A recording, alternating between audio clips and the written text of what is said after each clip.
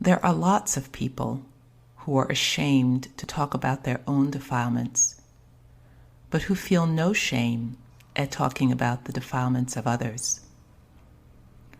Those who are willing to report their own diseases, their own defilements, in a straightforward manner are few and far between. As a result, the disease of defilement is hushed up and kept secret, so that we don't realize how serious and widespread it is. We all suffer from it, and yet no one is open about it.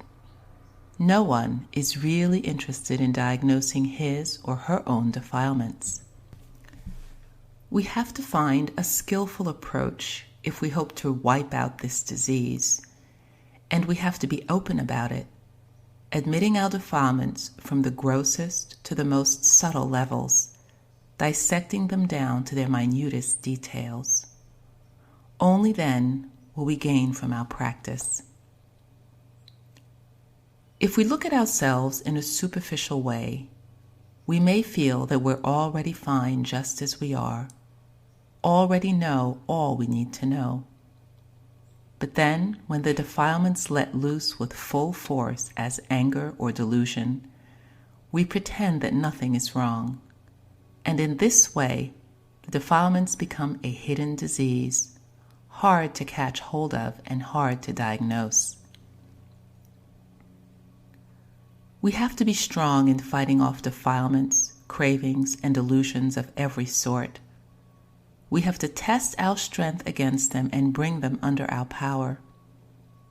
If we can bring them under our power, we can ride on their backs.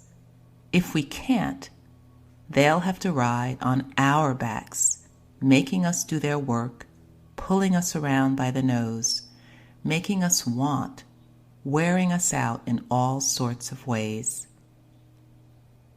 So are we still beasts of burden? Are we beasts of burden because defilement and craving are riding on our backs? Have they put a ring through our noses? When you get to the point when you've had enough, you have to stop. Stop and watch the defilements to see how they come into being, what they want, what they eat, what they find delicious. Make it your sport, watching the defilements and making them starve, like a person giving up an addiction. See if it gets the defilements upset. Do they hunger to the point where they're salivating?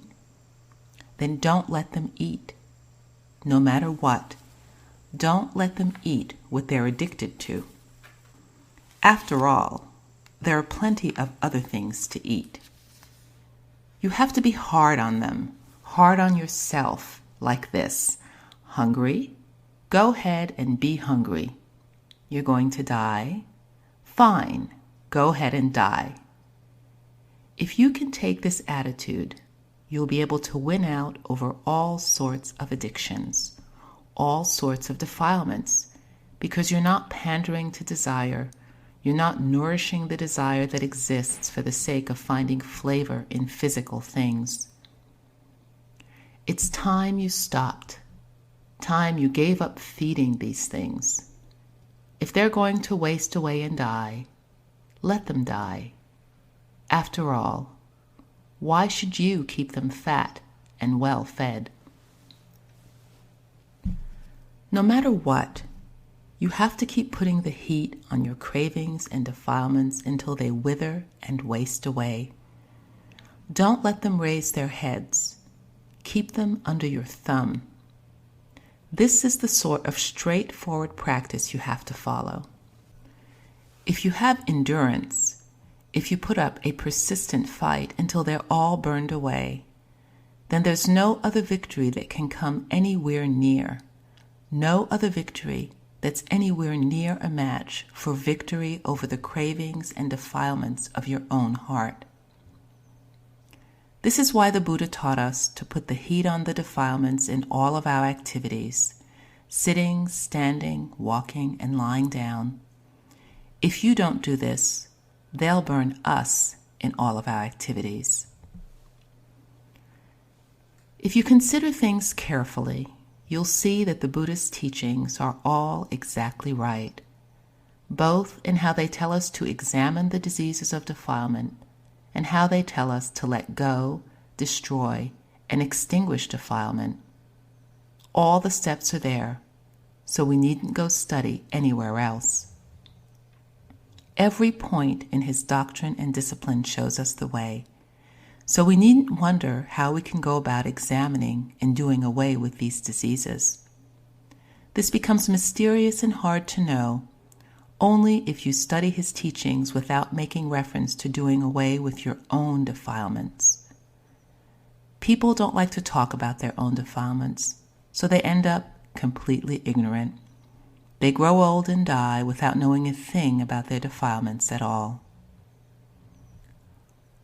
When we start to practice, when we come to comprehend how the defilements burn our own hearts, that's when we gradually come to know ourselves. To understand suffering and defilement and learn how to extinguish defilement gives us space to breathe. When we learn how to put out the fires of defilement, how to destroy them, it means we have tools. We can be confident in ourselves, no doubts, no straying off into other paths of practice, because we're sure to see that practicing in this way, contemplating in constancy, stress, and not self in this way at all times, really gets rid of our defilements. The same holds true with virtue, concentration, and discernment. They're our tools, and we need a full set. We need the discernment that comes with right view and the virtue that comes with self-discipline. Virtue is very important. Virtue and discernment are like our right and left hands. If one of our hands is dirty, it can't wash itself. You need to use both hands to keep both hands washed and clean. So wherever there's virtue, you have to have discernment, and wherever there's discernment, you have to have virtue. Discernment is what enables you to know. Virtue is what enables you to let go, to relinquish, and to destroy your addictions. Virtue isn't just a matter of the 5 or 8 precepts you know. It has to deal with the finest details. Whatever your discernment sees as a cause of suffering, you have to stop and you have to let go. Virtue is something that gets very subtle and precise. Letting go, giving up, renouncing, abstaining, cutting away, and destroying. All of these things are an affair of virtue. This is why virtue and discernment have to go together, just as our right and left hands have to help each other.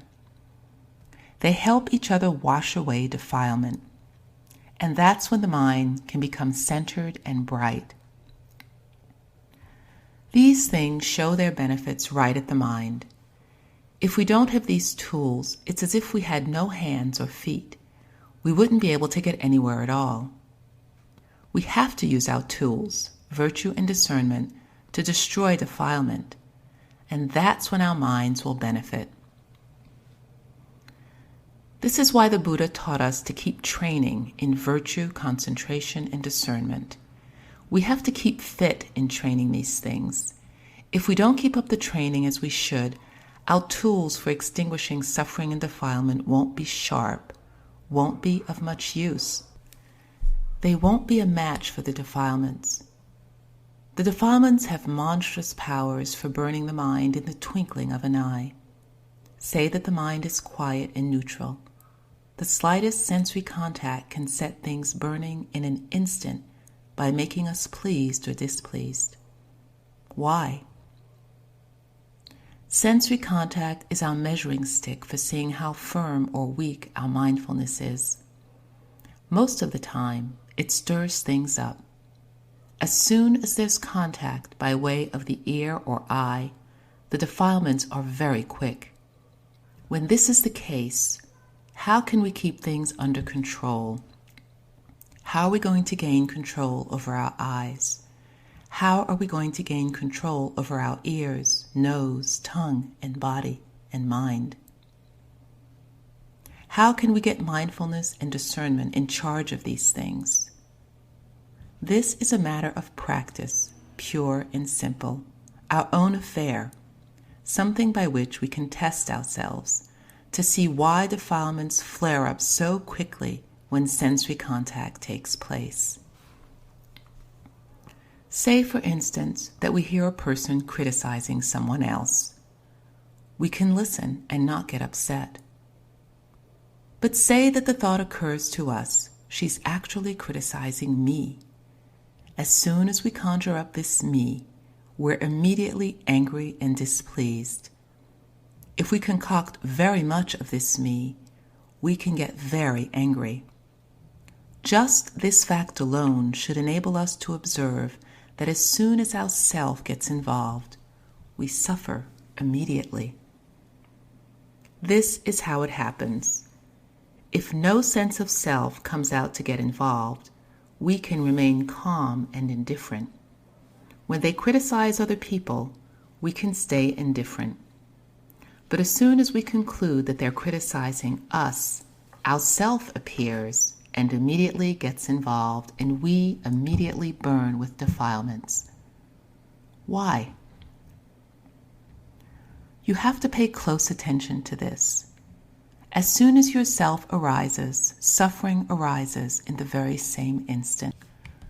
The same holds true, even if you're just thinking. The self you think up spreads out into all sorts of issues. The mind gets scattered all over the place with defilement, craving, and attachments. It has very little mindfulness and discernment watching over it, so it gets dragged every which way by defilement and craving. And yet we don't realize it. We think we're just fine. Is there anyone among us who realizes that this is what's happening? We're too weighted down with our own delusions. No matter how much the mind is smothered in the defilement of delusion, we don't realize it, for it keeps us deaf and blind. There are no physical tools you can use to detect or cure this disease of defilement, because it arises only at sensory contact. There's no substance to it.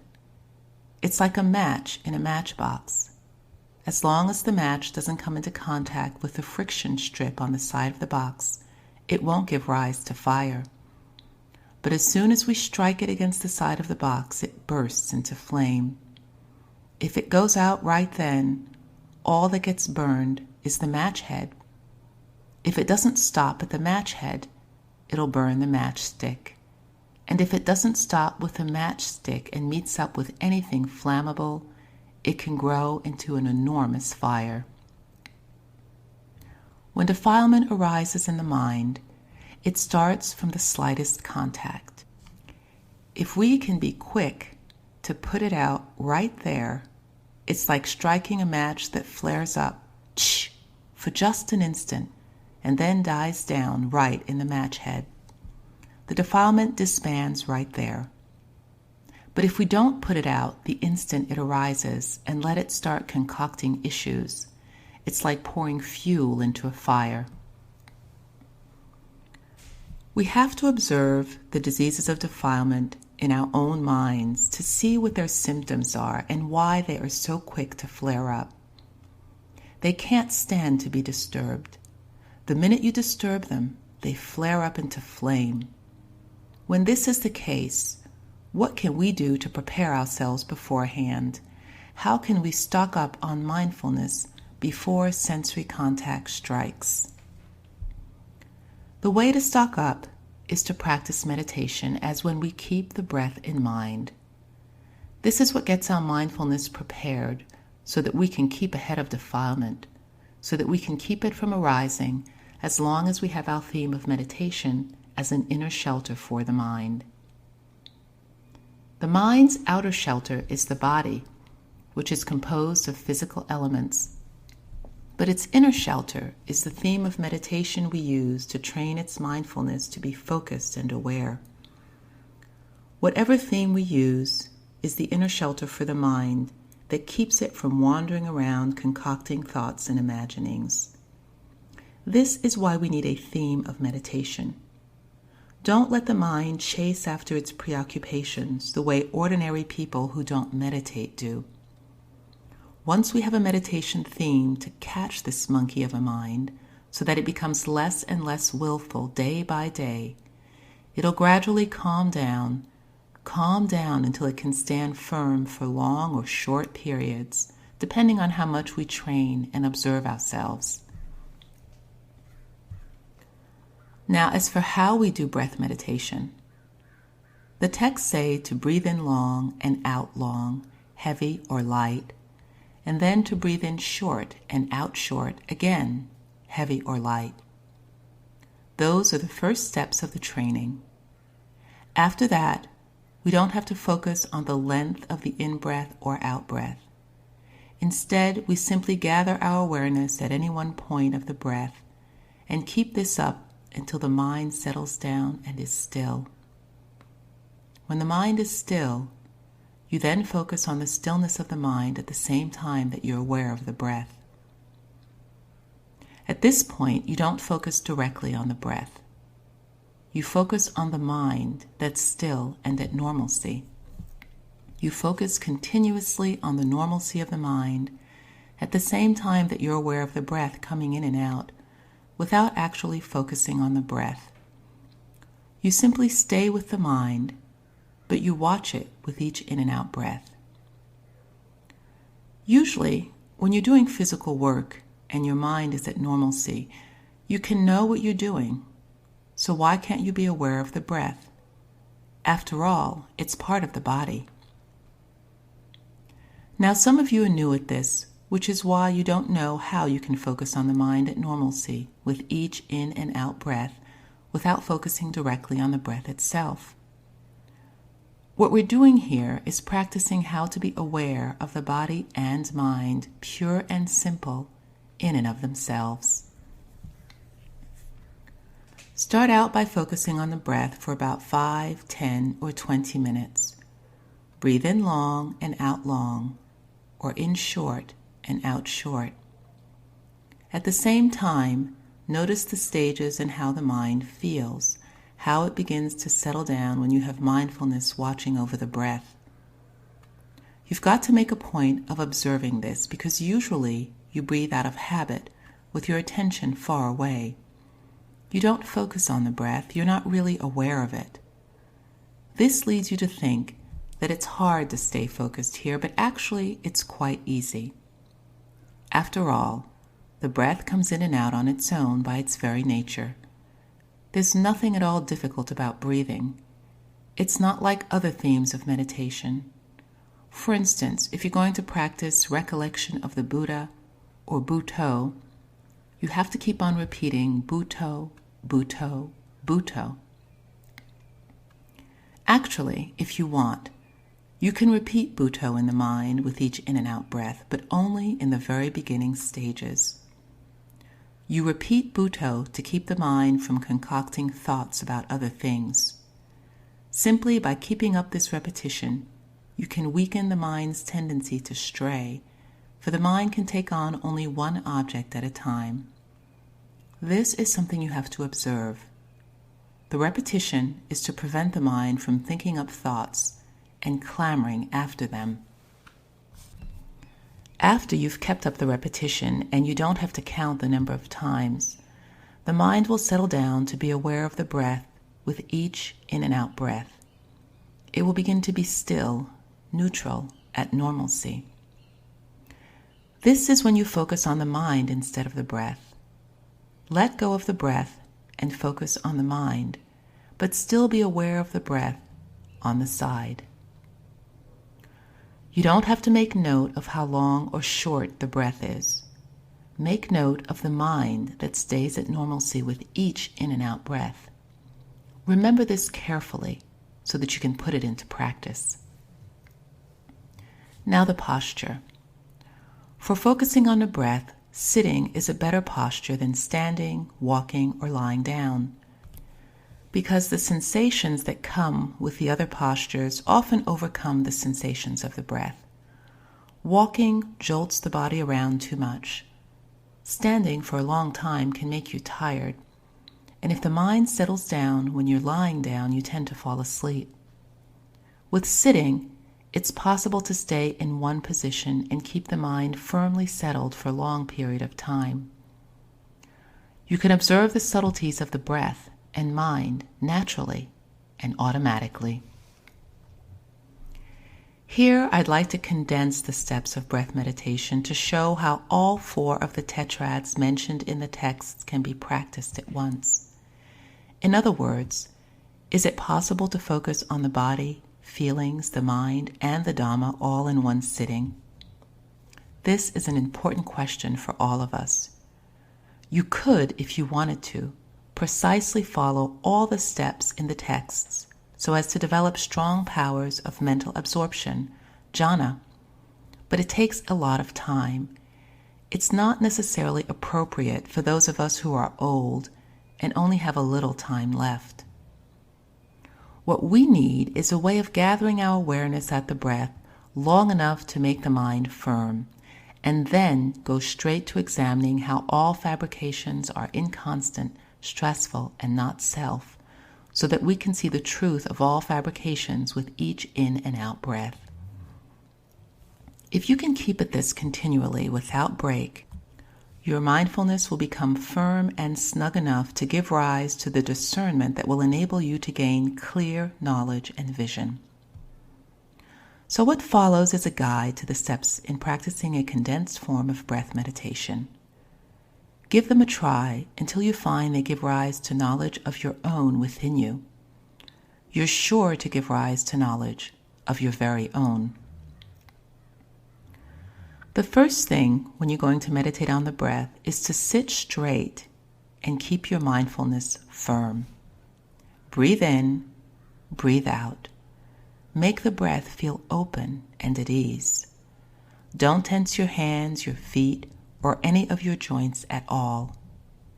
You have to keep your body in a posture that feels appropriate to your breathing. At the beginning, breathe in long and out long, fairly heavily, and gradually the breath will shorten, sometimes heavy and sometimes light. Then breathe in short and out short for about 10 or 15 minutes, and then change. After a while, when you stay focused mindfully on it, the breath will gradually change. Watch it change for as many minutes as you like. Then be aware of the whole breath, all of its subtle sensations. This is the third step of the first tetrad, Sabakaya Patisangvidi, focusing on how the breath affects the whole body by watching all the breath sensations in all the various parts of the body, and in particular the sensations related to the in and out breath. From there, you focus on the sensation of the breath at any one point.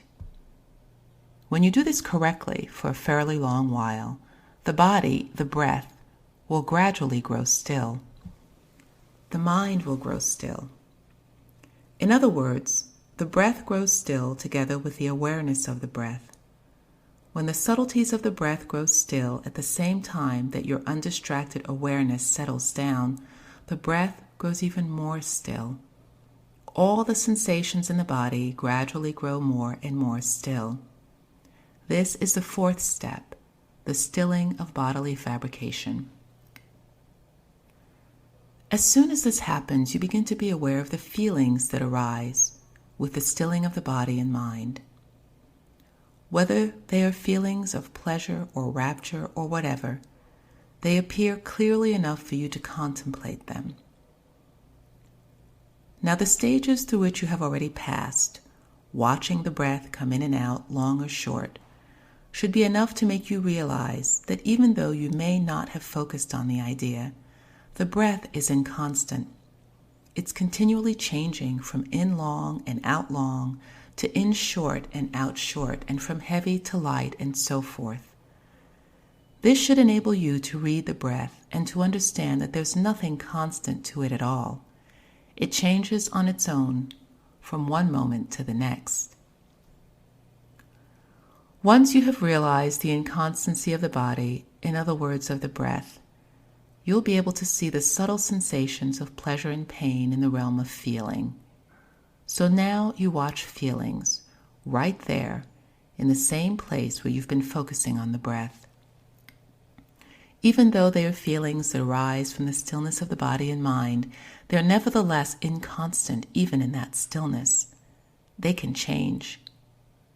So these changing sensations in the realm of feeling exhibit inconstancy in and of themselves, just like the breath.